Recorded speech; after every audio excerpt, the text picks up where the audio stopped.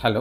Haemoglobin అంటే రక్తం మన బాడీలో ఉండే రక్తం శాతం తగ్గింది అని ఎలా తెలుసుకోవాలి? నార్మల్‌గా మనకి 12 నుంచి 16 మధ్యలో హిమోగ్లోబిన్ ఉంటూ ఉంటుంది.